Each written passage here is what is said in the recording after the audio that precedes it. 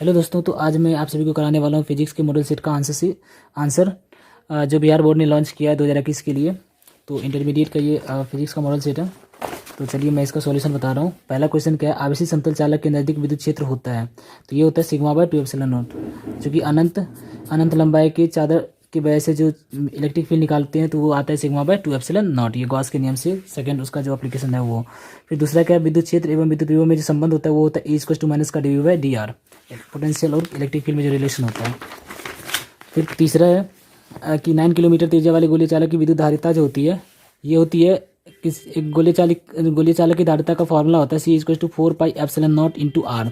Are क्या, radius of the radius है of the sphere. तो रेडियस कितना है 9 किलोमीटर, 4πε0 की वैल्यू होती है 1 × 10⁹ ये। और यहाँ पर जो आर की वैल्यू 9 है, तो यहाँ पे इसको अब आप पुट करोगे 9 × 10⁹ और यहाँ पे आर की वैल्यू है 9 × 10⁻3। तो इसको आप सॉल्व करने पे इसको जो सॉल्व करोगे तो आएगा 10⁻9 से 9 कैंसिल हो जाएगा, 10⁻, ये ऊपर में 3 है और यहाँ पे 9 है तो ऊपर जाएगा तो 10⁻6 हो जाएगा। और 10⁻6 को लिखते हैं माइक्रो, तो 1 माइक्रो फैराड। तो इसका आंसर हो जाएगा 1 माइक्रो फैराड।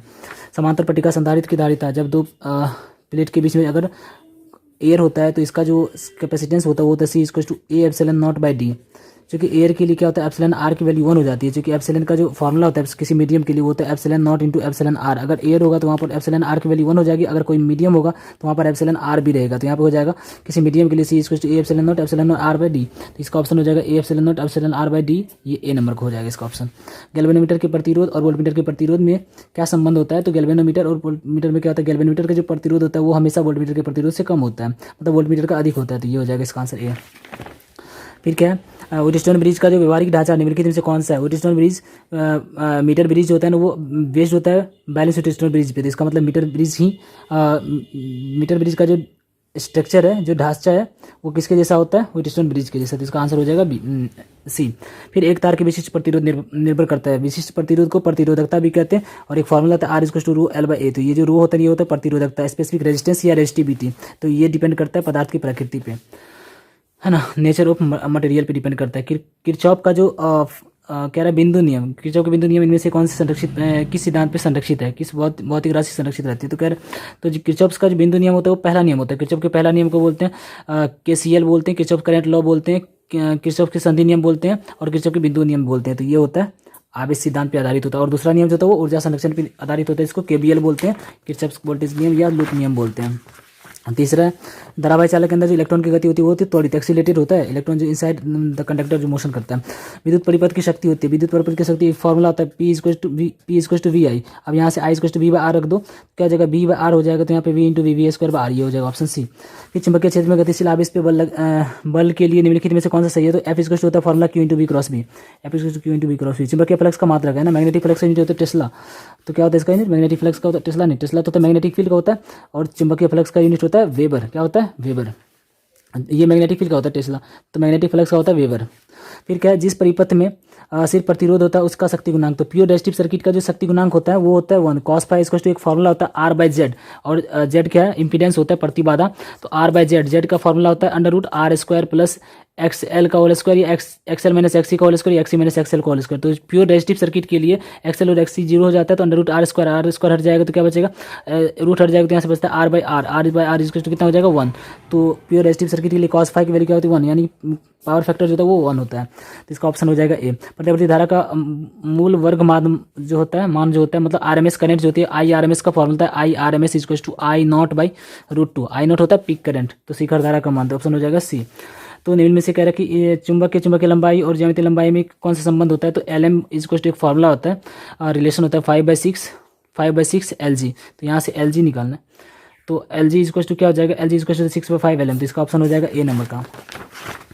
फिर है यदि ये है हॉरिजॉन्टल कंपोनेंट में रिलेशन बताने के लिए कह BH पृथ्वी के चुंबकीय क्षेत्र का क्षैतिज घटक और डेल्टा क्या नमन कौन है, तो पृथ्वी के चुंबकीय क्षेत्र के लिए निम्नलिखित में से कौन सा सही है। तो एक फॉर्मूला होता है हॉरिजॉन्टल कंपोनेंट का, मैग्नेटिक फील्ड का जो हॉरिजॉन्टल कंपोनेंट होता है BH = होता है BE cos delta cos φ cos theta जो भी है।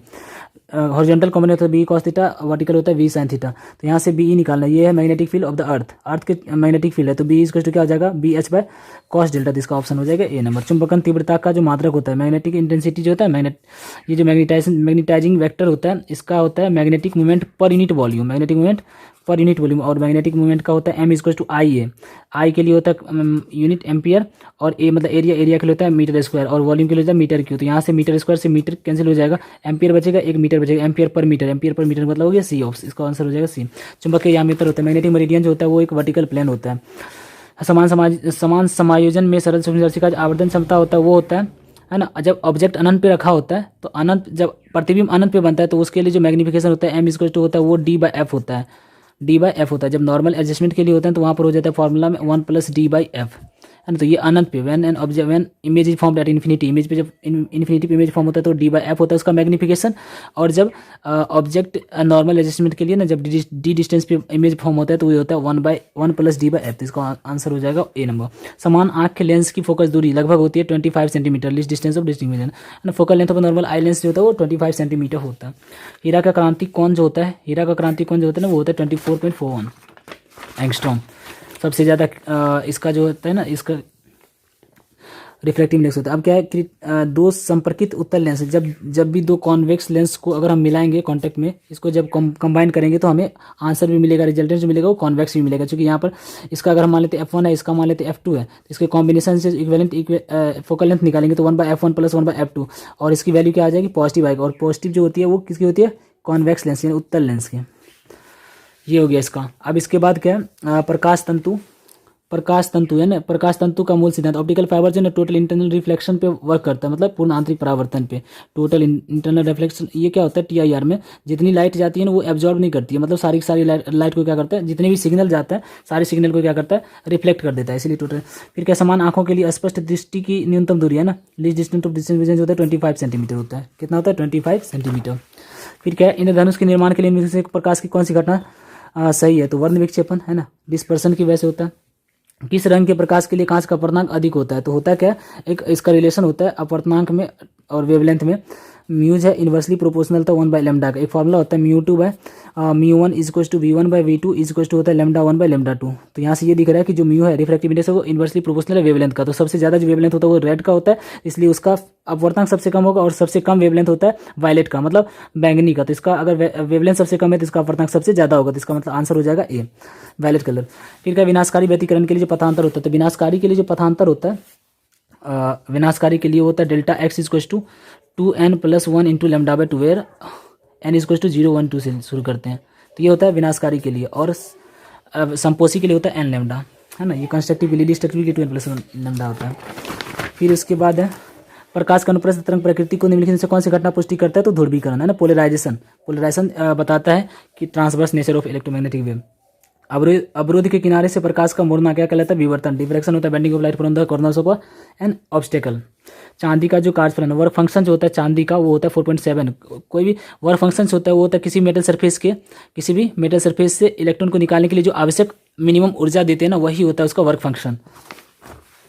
क्या, जो प्लैंक कांस्टेंट की वैल्यू होती है वो होती है 6.626 × 10⁻34 जूल सेकेंड। फोटोन का गतिक द्रव्यमान, है ना, इसका रेस्ट मास होता है ना फोटोन का वो होता है 0, रेस्ट मास होता है 0, और गतिक द्रव्यमान जो होता है, रेस्ट मास होता है 0 और गतिक द्रव्यमान होता है इसका h/c लैम्डा। चूँकि एक एनर्जी फोटोन का जो एनर्जी होता है वो होता है E = h न्यू, और एक आइंस्टीन की इक्वेशन से होता है E = mc², और न्यू = फॉर्मूला होता है hc/λ। तो यहाँ से हम दोनों को कंपेयर कराएंगे तो E = क्या हो जाएगा, दोनों का E सेम, तो यहाँ पर हम लिख सकते हैं hc/λ = mc²। तो यहाँ से क्या हो जाएगा, एक C से एक C कैंसिल हो जाएगा, m = हो जाएगा h/c λ। तो ये होता है फोटोन का मास, तो इसका ऑप्शन हो जाएगा बी नंबर। फिर उसके बाद है निम्नलिखित में से कौन से पराबैंगनी परिसर में है, तो जो लाइमन सीरीज होता है ना, लाइमन सीरीज होता है अल्ट्रावायलेट रीजन में, है ना। बार सीरीज होता है वो विजिबल में आता है, दृश्य प्रकाश में, और बाकी पैशन और ब्रैकेट सीरीज होता है ये होता है शॉर्ट इंफ्रारेड और लॉन्ग इंफ्रारेड रीजन में आता है। रेडियो एक्टिविटी के लिए निम्नलिखित में कौन सा उपयुक्त नहीं है, तो जो रेडियो एक्टिव होता है, जो न्यूक्लियर फिनोमेना, वो तो न्यूक्लियर फिनोमेना होता ही है, प्रकृति की होता ही है, और स्पॉन्टेनियस होता अपने आप होता है, यानी कि ये दोनों तो सही है, लेकिन परमाणु घटना नहीं है। इसका ऑप्शन हो जाएगा सी, कि तेजी से चलने वाला जो इलेक्ट्रॉन होता है फास्ट मूविंग इलेक्ट्रॉन होता है बीटा किरणें। अल्फा कण जो होता है ना, अल्फा कण पे होता है, अल्फा कण सिंपली होता है हीलियम की नाभिक होती है He2+ है ना, इसका मास होता है 4, तो इसका होता है हीलियम के नाभिक को बोलते हैं अल्फा कण, क्योंकि अल्फा पार्टिकल पे +2 चार्ज होता है और इसका मास होता है 4, तो हीलियम का नाभिक होता है। प्रेसी एंटीना का प्रास, टीवी और टावर की ऊंचाई, एच और वृत्ति, इसमें जो रिलेशन होता है वो होता है D =√2HR। अब इसके बाद है मूल अवस्था में हाइड्रोजन परमाणु की ऊर्जा होती है, इसका जो फॉर्मूला होता है वो तो -13.6 इलेक्ट्रॉन वोल्ट। ग्राउंडेड स्टेट में एक फॉर्मूला होता है एनर्जी लेवल का, -13.6 Z² इलेक्ट्रॉन वोल्ट। अब Z क्या है, एटॉमिक नंबर, N क्या है ना, पहली कक्षा में कह रहा है तो कक्षा संख्या है, तो पहली कक्षा में कह रहा है तो पहली कक्षा में होता है -13.6, दूसरे में होता है 3.4, तीसरे में होता है 1.5 और चौथे में होता है -0.85। ये होता है मतलब एनर्जी लेवल। तो अब इसका आंसर हो गया मतलब डी। जब अब द्रव को नैज अर्धचालक में मादित किया जाता है, मतलब जब क्या होता है कि जब किसी इंट्रिंसिक सेमीकंडक्टर में डोपिंग कराया जाता है, मतलब इम्प्यूरिटी मिलाई जाती है, तो उसकी कंडक्टिविटी क्या होती है, बढ़ जाती है। मतलब यहाँ पे क्या हो जाएगा, इसकी बढ़ती है अर्धचालकता, मतलब अर्धचालक की चालकता बढ़ती है। नोर गेट का जो बुलियन व्यंजक होता है, और गेट का बुलियन व्यंजक होता है y = a+b, और इसका जो बनता है कुछ इस टाइप से बनता है डायग्राम, ये और गेट का है, इसमें 2 ये। अब नॉर में क्या करना होता है, यहाँ पर नॉट लगा देना होता है, और नॉट को कंबाइन करके बनाते हैं नॉर गेट। तो नॉर गेट का जो विलियन व्यंजक होता है यहाँ पे बार लग जाता है, तो y = a+b का बार, तो ये हो गया नॉर गेट का विलियन व्यंजक। अब इसके बाद क्या है कि अर्ध तरंग आदिष्टिकरण में 50 हर्ट्ज की निवेशी आवृत्ति के लिए निम्नलिखित में से कौन सही है, निर्गम आवृत्ति। तो क्या होता है, जब हाफ वेव रेक्टिफायर के लिए जितना इनपुट देते हैं उतना ही आउटपुट मिलता है, मतलब 50 हर्ट्ज है तो 50 हर्ट्ज, लेकिन अगर फुल वेव होगा तो 50 देते तो 60 मतलब 100 मिलता है, डबल हो जाता है। द्विआधारी संख्या है ना, बाइनरी इक्वेशन, इसका बाइनरी में चेंज करना है, तो क्या होता है 1 1 1 1 0, तो इसको जो लिखा जाता है 2 to the power 0, 2 to the power 1, 2 to the power 2, 2 to the power 3 और 2 to the power 4।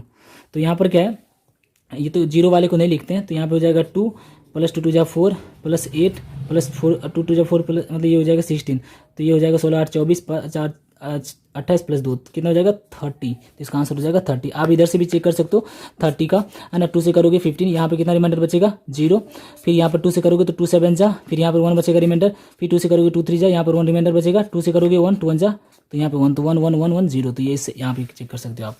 तो इलेक्ट्रॉन पर आवेश होता है 1.6 ×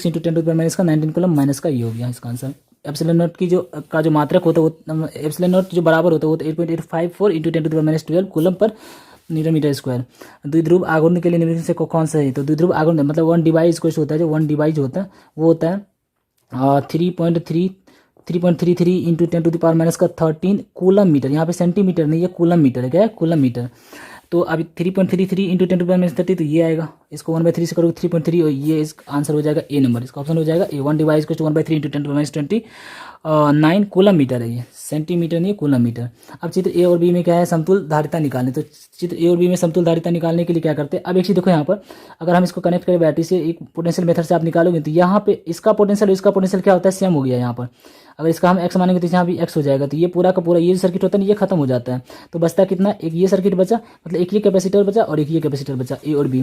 तो ये दोनों, ये बीच वाला क्या है शॉर्ट हो गया, क्योंकि यहाँ पे पोटेंशियल क्या है दोनों का बराबर, अगर पोटेंशियल बराबर तो वहाँ पे चार्ज फ्लो नहीं करेगा। तो यहाँ पर क्या है, charge always flows from high potential to low potential, ठीक है। चार्ज हमेशा क्या होता है, जहाँ पर पोटेंशियल का डिफरेंस होता है वहीं पे फ्लो करता है, नेगेटिव में उल्टा होता है, लो से हाई होता है।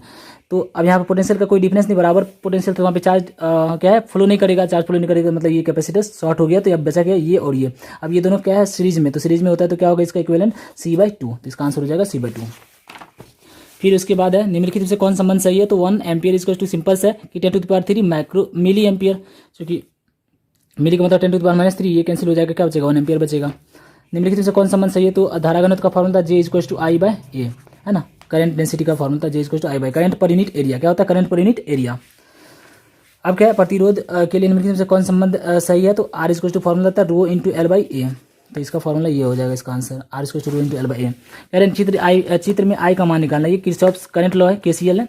तो यहाँ पर क्या है input incoming current = outgoing current होता है, तो 20 यहाँ इस जंक्शन पे देखना है, इस जंक्शन पे तो 20 R है, 10 भी R है, सबको प्लस कर देते हैं, इनकमिंग करंट = आउटगोइंग करंट बराबर I, तो 20 + 10 + 10 कितना हो गया 40 एम्पियर, तो इसका आंसर हो जाएगा 40 एम्पियर। विभव मापी से निम्नलिखित से कौन मापा जाता है, तो विभव मापी से जो मापना है होता है पोटेंशियोमीटर से, वो होता है सेल का EMF है ना, E1/E2 = जो होता है ये वाला। अब इसके बाद क्या 1 किलोवाट घंटा जो होता है 1 किलोवाट, तो 1 किलो का मतलब हो गया 10⁻³ वाट, घंटा का मतलब हो गया 36 100 सेकेंड। अब इसको आप सॉल्व करेंगे तो आएगा 3.6 इंटू 10⁶ जूल। किलोवाट घंटा किसका यूनिट होता है? जूल का होता है। क्योंकि एक फॉर्मूला होता है, आप सुने हुए, पावर जो होता है ना, पावर वो होता है वेट मतलब work done per unit time. तो यहाँ से डब्ल्यू निकालोगे तो डब्ल्यू इसका क्या होगा? P into T. पी क्या है? किलोवाट मान लो इसको, और टी मतलब टाइम, तो किलोवाट और टाइम सेकेंड है लिख सकते हैं। तो क्या है? वाट या किलोवाट सेकेंड या किलोवाट घंटा का जो यूनिट होगा वो किसका होगा? जूल का, मतलब एनर्जी का होगा। तो इसीलिए 3.6 इंटू 10⁶ जूल होता है। इसका आंसर ये हो जाएगा। 1 टेस्ला जो होता है, टेस्ला किसका यूनिट है? मैग्नेटिक फील्ड का। तो टेस्ला का वेबर पर मीटर स्क्वायर हो जाएगा, है ना। चूंकि टेस्ला, चूंकि फार्मूला होता है, फ्लक्स का फार्मूला होता है मैग्नेटिक फ्लक्स का, phi equals to B dot A. अब यहाँ से बी निकालोगे तो फ्लक्स का होता है वेबर, और ये एम्पियर, ये एरिया है तो मीटर स्क्वायर, तो वेबर पर मीटर स्क्वायर। अच्छा, यहाँ तो चुंबकीय फ्लक्स का भी आ गया, फाई इक्वल्स टू फार्मूला क्या होता है? B dot A. तो यहाँ पे हो जाएगा ए ऑप्शन। विद्युत चुंबकीय तरंग का वेग होता है, विद्युत चुंबकीय तरंग का वेग होता है C equals to under root, ये वाला C equals to under root 1/μ0 epsilon naught. तो इसका आंसर हो जाएगा ये। अब यहाँ पे म्यू नॉट की वैल्यू तो 4 पाई इंटू 10⁻⁷ और एप्सिलॉन नॉट की वैल्यू होती है वही 8.85 इंटू 10⁻12। इसकी वैल्यू रखने पे आता है इसका आंसर 3 इंटू 10⁸ और 3 इंटू 10⁸ किसकी चाल होती है? प्रकाश की चाल होती है एयर में। ठीक है। प्रोटॉन का जो ऊर्जा होता है वो होता है E equals to H nu. Proton का ऊर्जा कितना होता है? H new. 1 इलेक्ट्रॉन वोल्ट किसके बराबर होता है? 1 इलेक्ट्रॉन वोल्ट, 1 इलेक्ट्रॉन वोल्ट, है ना। तो ये ऊर्जा का यूनिट है। चूँकि ये होता है क्या है? फार्मूला होता है V equals to W by Q. तो डब्ल्यू इक्वल्स टू यहाँ से फॉर्मूला निकालो, डब्ल्यू इक्वल्स टू तो वी क्यू हो जाएगा, वी क्यू। वी तो है वोल्ट, अब क्यू मतलब चार्ज है, यहाँ पे चार्ज की जगह इलेक्ट्रॉन लेंगे तो इलेक्ट्रॉन वोल्ट, है ना। तो ये किसका यूनिट है? जूल का। तो अब यहाँ पे इलेक्ट्रॉन क्या होता है? 1.6 इंटू 10⁻⁻⁹ ये इसकी जगह हम लिख सकते हैं जूल। इस वर्क का यूनिट क्या होता है? जूल होता है। तो 1.6 इंटू 10⁻⁹ जूल। तो इसका हो जाएगा 1 इलेक्ट्रॉन वोल्ट जो होता है वो 1.6 इंटू 10⁻⁻⁹ जूल होता है। निम्नलिखित से कौन सा सही है? तो आप यहाँ से चेक करना पड़ेगा। तो जैसे यहाँ पे लिखा है 1 1 1, तो आप इसको ऐसे लिख सकते हो 2 की पावर 0, 2 की पावर 1, 2 की पावर 2। तो 2 2 जा 4 प्लस 2, अगर यहाँ पर 1 है तो इसको लिया जाएगा। यहाँ पर 2 की पावर 0 क्या होता है? 1, तो कितना हो जाएगा? 7। आप उल्टा भी कर सकते हो, 7 से भी चेक कर सकते हो, 7 का 2 से, है ना। तो 2 3 जा 6, यहाँ पर क्या बचेगा? 1, 2 3 जा 2, ये तो यहाँ पे इसका आंसर हो जाएगा ए नंबर ही हो जाएगा। अब कह रहे हैं कि इनमें से कौन सा सही नहीं है? तो ये सही नहीं होता है ना। 1 + 1 1 0 होता है, तो यहाँ पर 1 + 1 ये सही नहीं है, बाइनरी ऑपरेशन का एडिशन। अब कह रहे हैं कि स्टेप अप ट्रांसफार्मर है और स्टेप डाउन है। तो कह रहे हैं किसी ऊंचाई ट्रांसफार्मर में यदि प्राइमरी और सेकेंडरी कुंडली का जो है ना क्रम से ये नंबर ऑफ टर्न्स दे दिया N1 और N2, तो सेकेंडरी का N2 है तो सेकेंडरी में N2 ज़्यादा होता है, नंबर ऑफ टर्न्स ज़्यादा होता है, तो N2 is greater than N1, ये हो जाएगा। हाइड्रोजन वर्ण क्रम की कौन सी श्रेणी दृश्य भाग में पड़ता है? अभी मैंने बताया था कि जो लाइमन श्रेणी होता है वो पराबैंगनी होता है, अल्ट्रावायलेट रीजन होता है, और बाल्मर सीरीज जो होता है वो होता है विजिबल रीजन, मतलब विजिबल रीजन में आता है। तो दृश्य में आता है कौन? Balmer series. तो ये हो गया बाल्मर श्रेणी। क्या उत्तर लेंस की फोकस दूरी यदि 1 मीटर है तो इसका पावर निकालें। तो पावर का फॉर्मूला था P = 1/f। अब फोकल लेंथ से मीटर में होना चाहिए, तो यहाँ पे मीटर में दिया हुआ है, तो 1/1, तो कितना हो जाएगा? 1, तो 1 डायोप्टर। इसका आंसर हो जाएगा पावर 1 डायोप्टर। फिर इसके बाद संयुक्त सूक्ष्मदर्शी के लिए निम्नलिखित में से कौन सा सही है? तो संयुक्त सूक्ष्मदर्शी में क्या होता है? जो ऑब्जेक्टिव पास में जो ऑब्जेक्टिव लेंस होता है उसकी फोकल लेंथ कम होती है, और आईपीस लेंस की फोकल लेंथ ज़्यादा होती है। ये आईपीस लेंस है, तो आईपीस लेंस ज़्यादा है, तो यहाँ पर इसकी फोकल लेंथ ज़्यादा है और एफओ की कम है, तो यहाँ पर क्या हो जाएगा? FO is greater than F E, तो मतलब इसका ये हो जाएगा आंसर। पतले प्रिज्म के लिए न्यूनतम विचलन का फॉर्मूला था वो होता है 1 - ये होता है μ - 1 × a, है ना।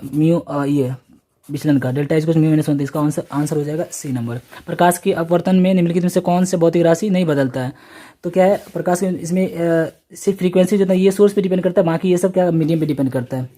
वेग तरंग देर सकती है, फॉर्मूला भी तो v = f लैम्डा। तो ये लैम्डा और वेलोसिटी ये मीडियम पे डिपेंड करता है, मीडियम के चेंज होने से ये चेंज हो जाता है, लेकिन फ्रीक्वेंसी चूंकि सोर्स पे डिपेंड करता है तो ये मीडियम के चेंज होने से डिपेंड उस फ्रीक्वेंसी चेंज नहीं होता। अब यदि हवा में प्रकाश का वेग v है और पानी में प्रकाश का वेग vw है, तो हवा में सबसे ज़्यादा तेज प्रकाश, मतलब प्रकाश की वेग हवा में सबसे ज़्यादा होता है, तो यहाँ पर क्या लिख देंगे? v > vw। तो ये हो जाएगा इसका आंसर। एयर में ऑटोमेटिकली क्या है? प्रकाश की चाल बहुत ज़्यादा होती है। जल के लिए क्रांति कौन होता है? 48.75 होता है, तो 48.75 इसका आंसर हो जाएगा। रचनात्मक व्यतिकरण के लिए निम्नलिखित कंस्ट्रक्टिव इंटरफेरेंस मिलता है, तो उसके लिए जो फेज डिफरेंस होता है फाई = होता है 2n π, और डिस्ट्रक्टिव के लिए जो होता है ना, डिस्ट्रक्टिव के लिए फेज डिफरेंस होता है वो होता है 2n + 1 × π, मतलब डिस्ट्रक्टिव में होता है ऑड मल्टीपल ऑफ पाई, और ये कंस्ट्रक्टिव में होता है इवन मल्टीपल ऑफ पाई। तो इसका आंसर हो जाएगा कंस्ट्रक्टिव कह रहा है ना। रचनात्मक या इसको समपोषी भी बोलते हैं, तो ये हो जाएगा। प्रकीर्णित प्रकाश के लिए तीव्रता, है ना, प्रकीर्णित प्रकाश की तीव्रता में निम्नलिखित में कौन सा संबंध है? तो आई जो है ना वो समानुपाती होता है 1/λ⁴ के, तो ये हो जाएगा इसका आंसर डी नंबर। कितना हो जाएगा? D number. अब इसके बाद है एक कि कांच के समांतर सतह की पट्टी की फोकस दूरी, तो समांतर सतह के लिए जो फोकस दूरी होती है वो क्या होती है, अनंत होती है, चूंकि रेडियस कर्वेचर उसका अनंत होता है। तो ये था हमारा ये फिजिक्स का सॉल्यूशन था जो बिहार बोर्ड ने लॉन्च करा है 2021 के लिए मॉडल सेट। उसका पूरा का पूरा कंप्लीट सॉल्यूशन है और वो 100% सही है।